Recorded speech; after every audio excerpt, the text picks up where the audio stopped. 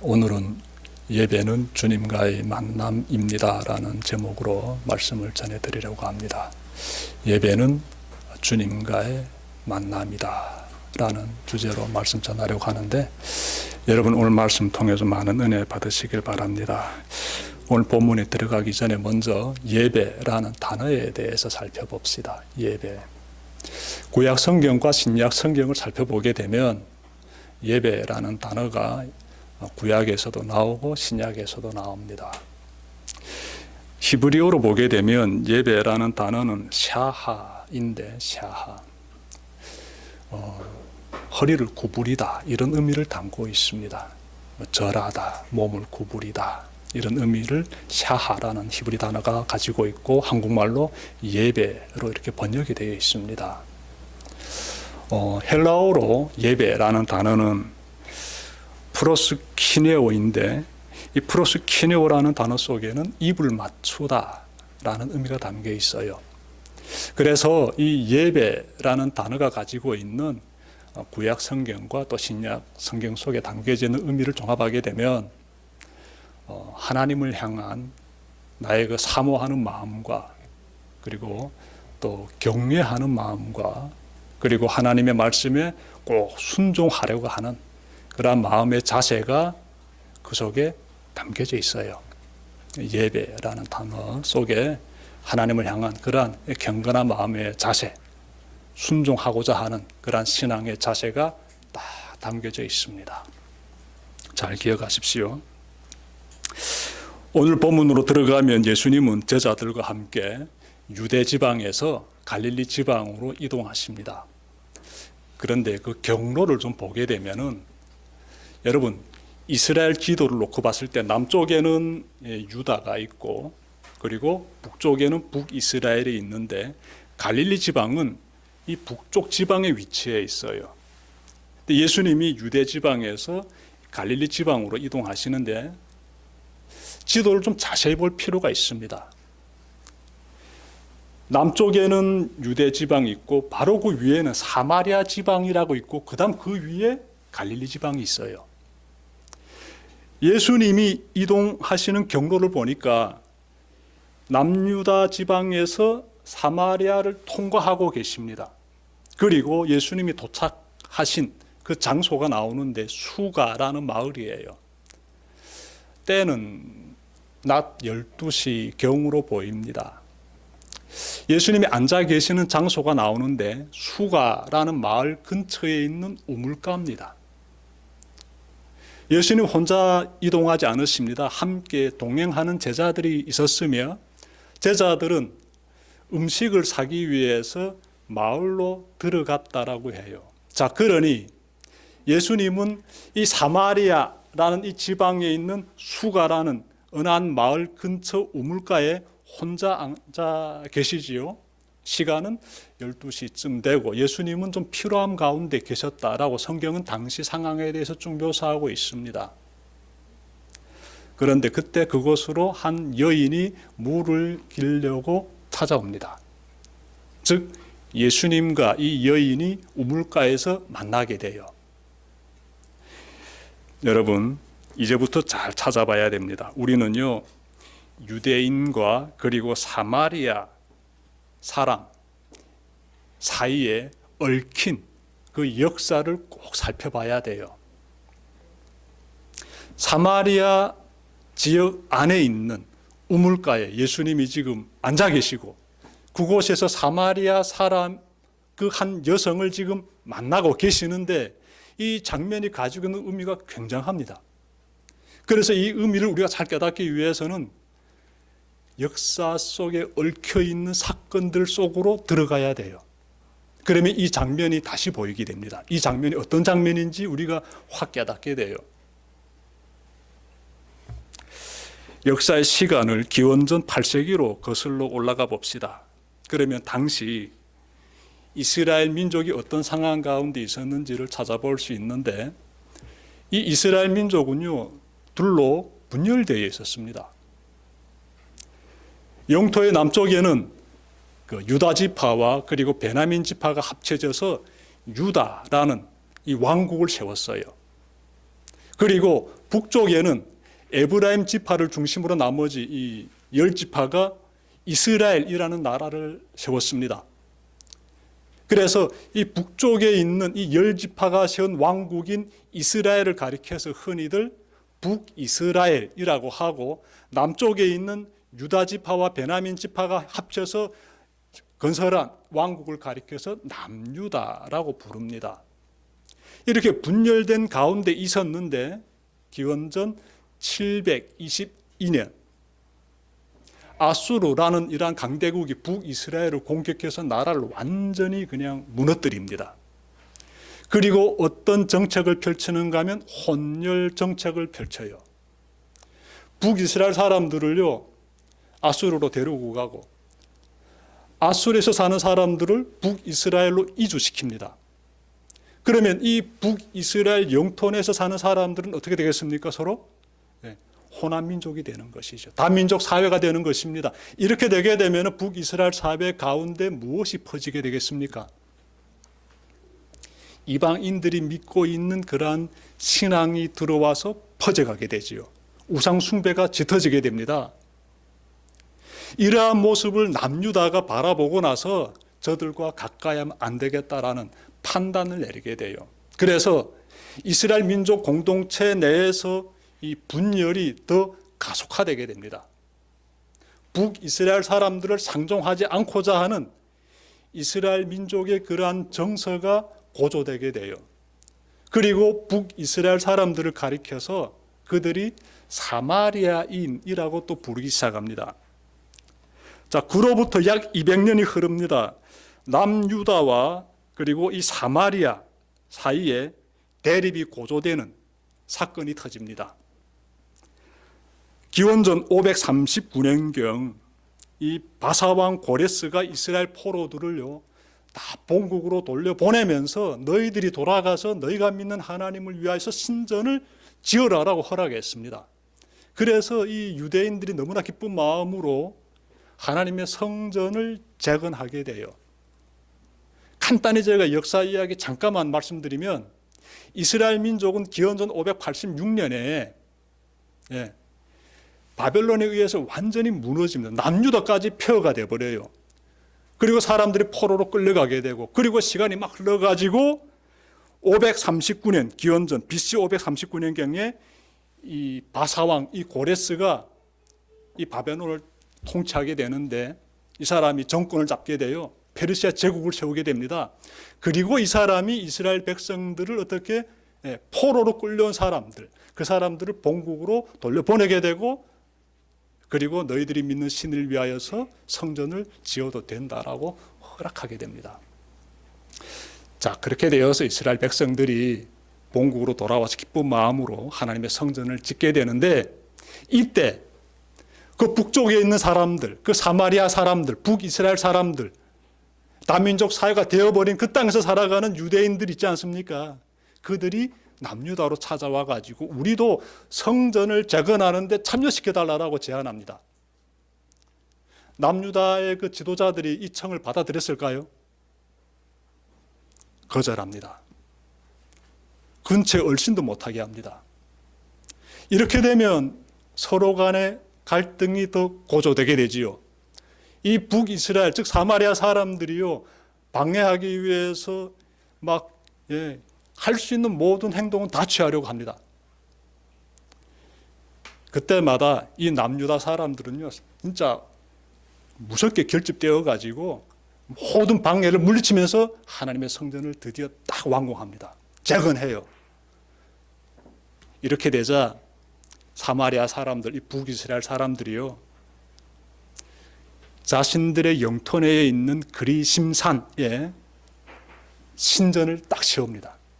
우리가 하나님께 예배드리고 제사 드릴 수 있는 신전 딱 짓습니다. 갈등이 좀 고조되고 있는 거예요.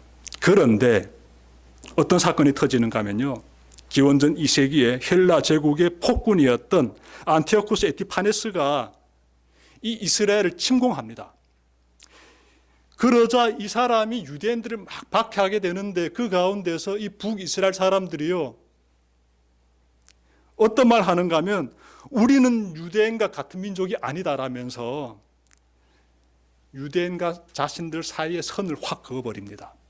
그러면서 그리심산에 세운 이 신전은 하나님께 예배드리는 그러한 신전인 것이 아니라 제우스를 숭배하는 신전이다라고 말했습니다.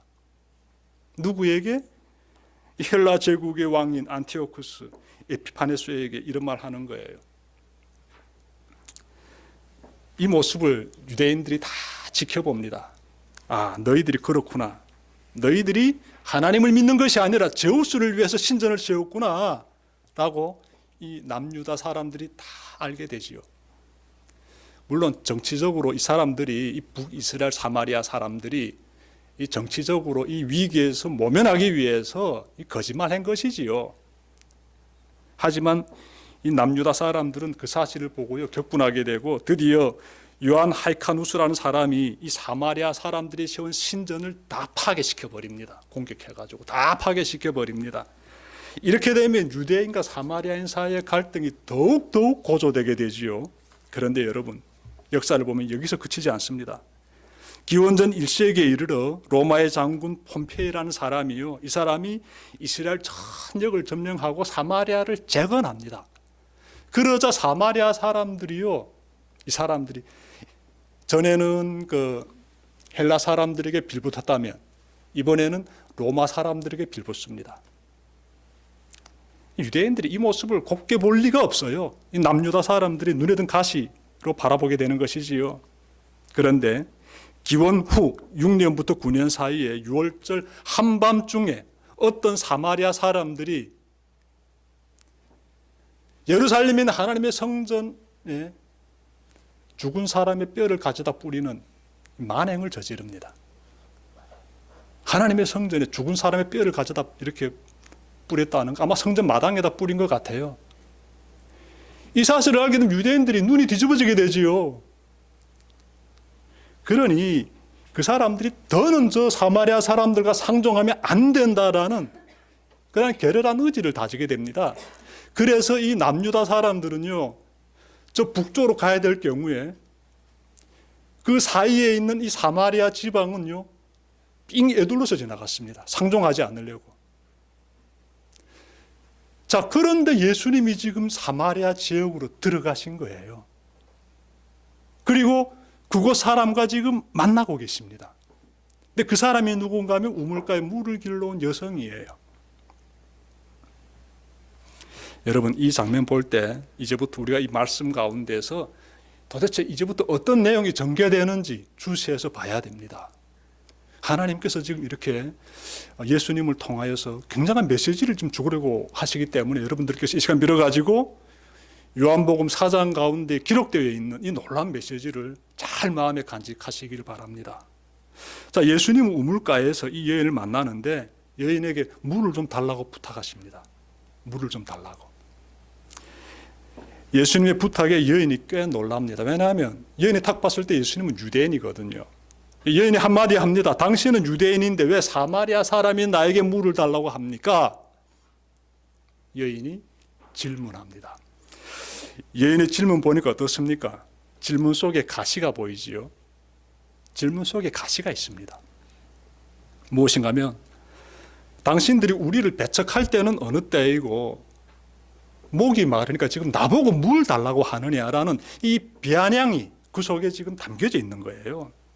그리고 또 나는 당신에게 물을 떠줄 수도 있고 당신의 청을 거절할 수도 있는 위치에 있다라는 그런 자기 과시가 또 이 여성의 질문 속에 담겨져 있어요. 그래서 당신 유대인인데 이 사마리아 사람이 나에게 물을 달라고 합니까? 라고 말하는 거예요. 흔쾌히 물 탁 떠주면 참 좋겠는데 그렇게 안 하고 지금 이렇게 질문하는 이 여성의 모습 여러분들이 먼저 보시면서 이어지는 대화 가운데 들어가 봅시다. 예수님께서 여인에게 이렇게 말씀하시지요.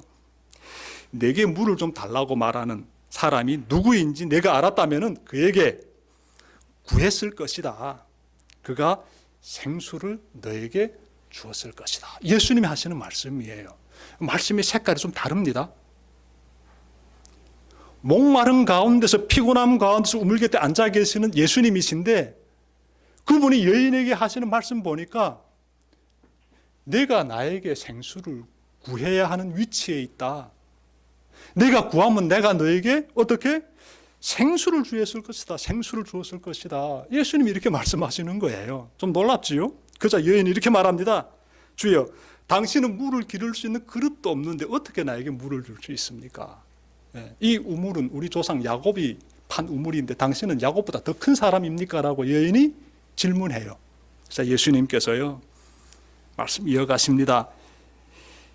이 우물의 물을 마시는 자마다 좀 지나면 또 갈증을 느끼게 되는데 내가 주는 물을 마시게 되면 영원히 갈증을 모르게 된다.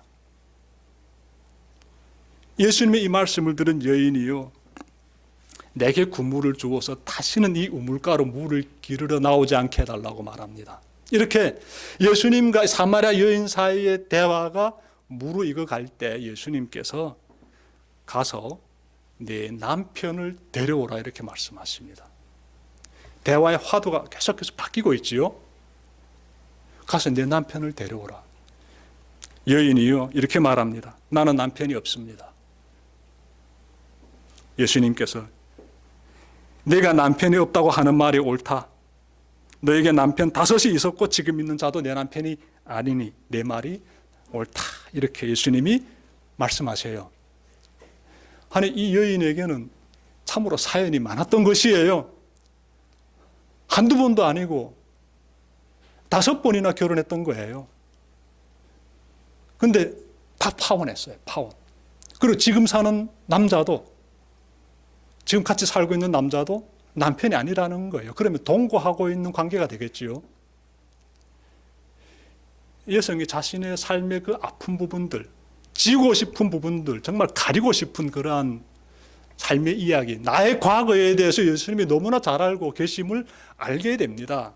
아마 적지 않은 부끄러움도 느꼈을 거예요. 여성이 그래서인지 화두를 확 바꿉니다. 주여, 내가 보니 선지자입니다. 지금까지는 예수님이 선지자이심을 몰랐다는 것이지요.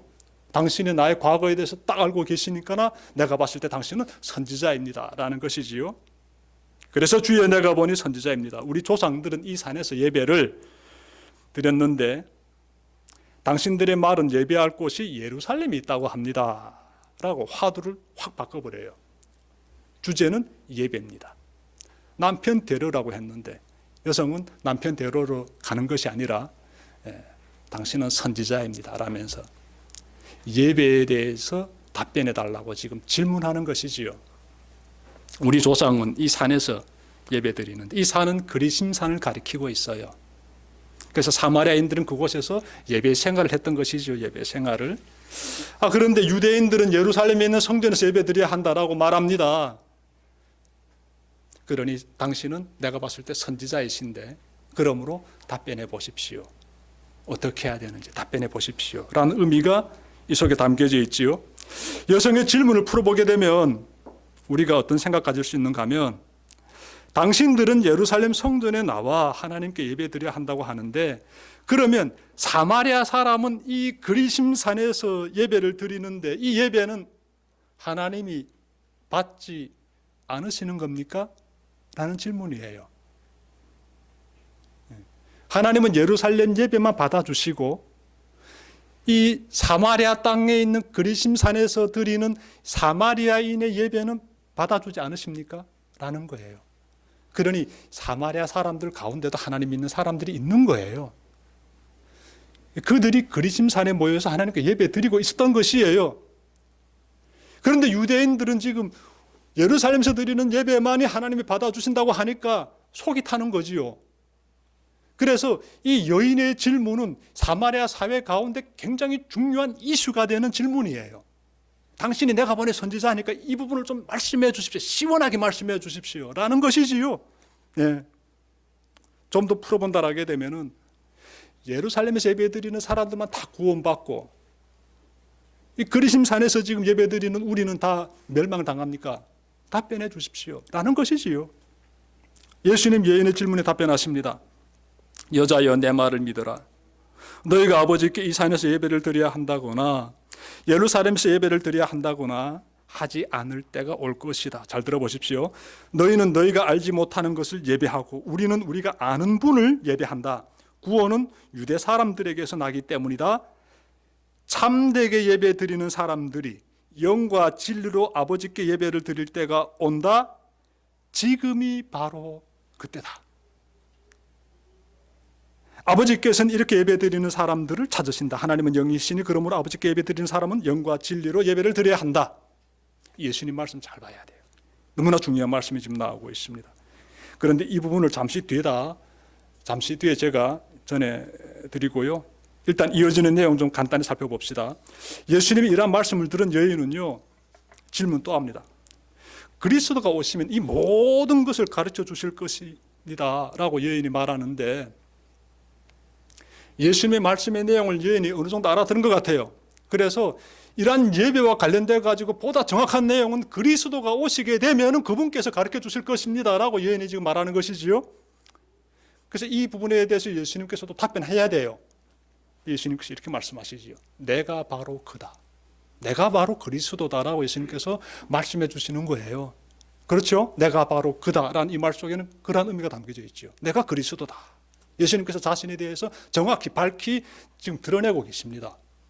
그러자 이 여인이요, 어떻게 행동을 취하는가 하면 물을 길르고 가지고 왔던 물동이를 내버려두고 다시 마을로 내려가서 사람들에게 내가 그리스도를 만났다고 전합니다.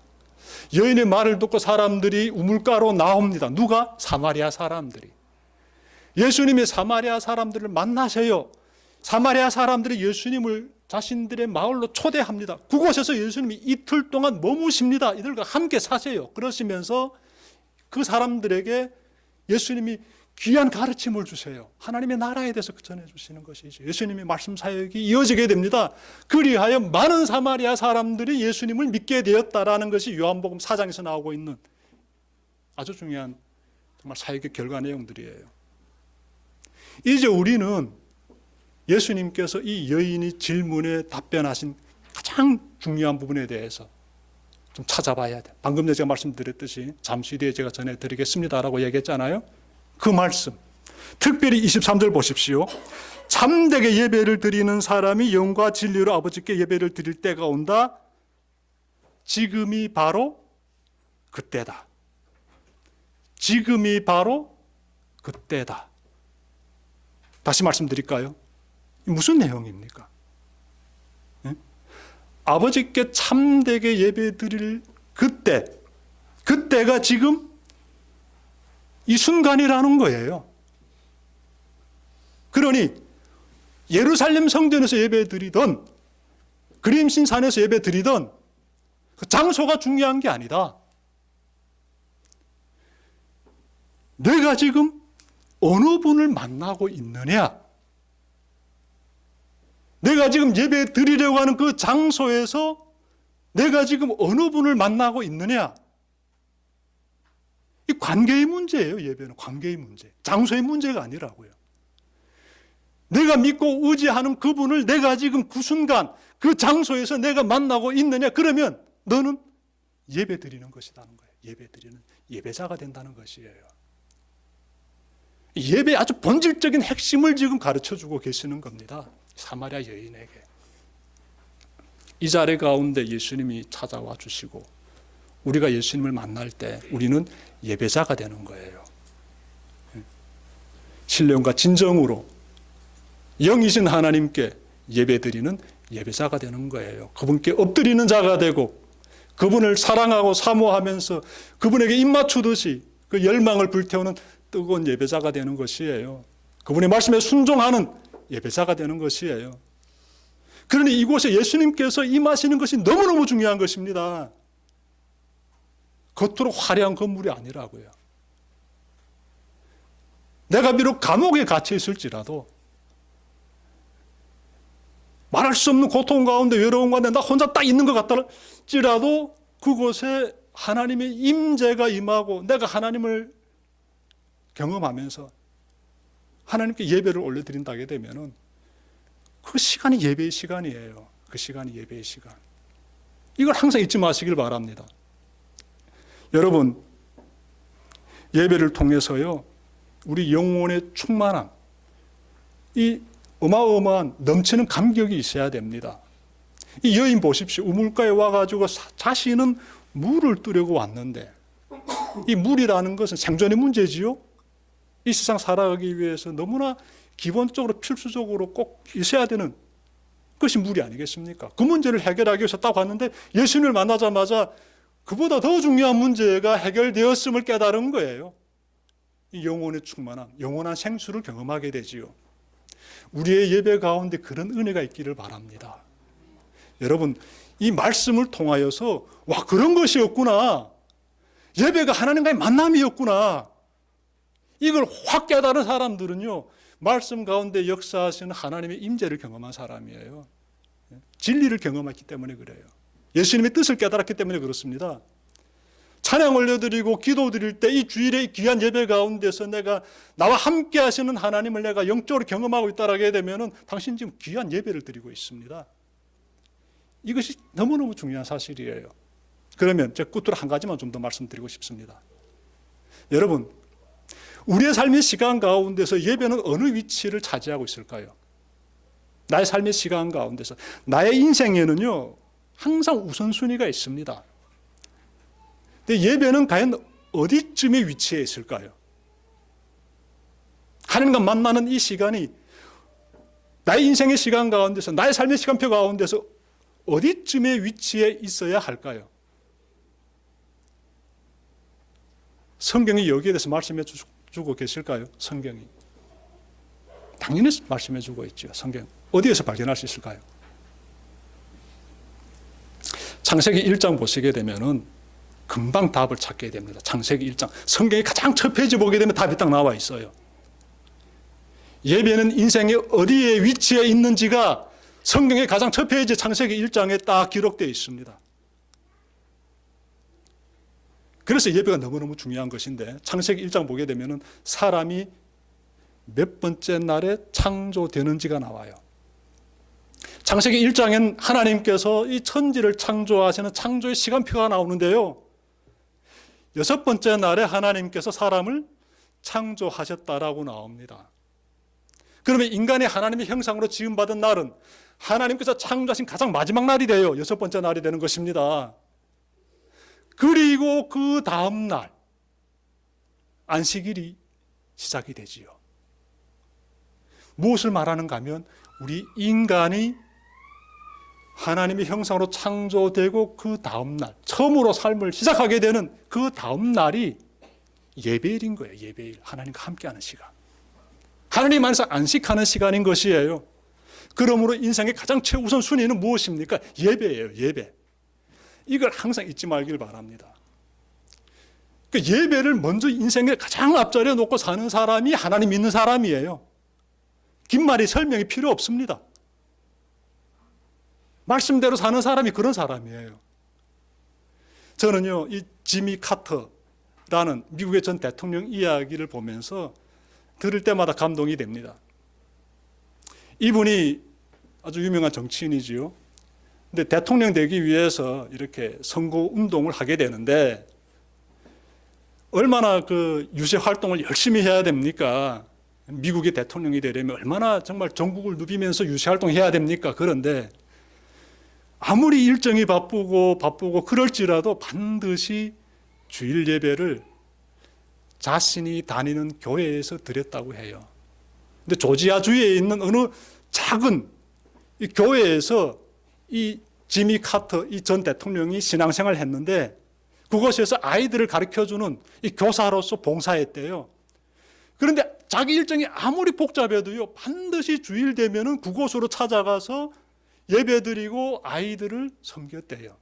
심지어 미국 대선은요, 화요일날에 이루어지는데 그 대선이 이루어지는 바로 이틀 전에도 어디로 갔다? 그 고향에 있는 자신이 등록한 그 교회, 조지아주에 있는 그 작은 교회 찾아가서 주일을 예배드리고 그리고 선거에 임했는데 어떻게 됐을까요? 대통령에 당선됐어요. 세상적으로 보게 되면은 그 마지막 그 귀한 시간에 뉴욕에 있는 아니면 어디에 있는 큰 대형교회 가서 표 한 표라도 더 얻기 위해서 활동했어야 되는데 그거 안 한 거예요. 내 인생의 가장 우선순위는 하나님께 신령과 진정으로 참되게 예배드리는 것이다라는 걸 알고 있기 때문에 이 사람이 이렇게 행동을 취한 것이에요. 참 신실한 그리스도인의 모습이에요. 여러분의 삶 가운데서도 이러한 하나님과의 만남이 넘쳐나는 은혜 넘치는 예배자의 삶이 잘 이어지기를 주님의 이름으로 축원합니다. 기도드립시다.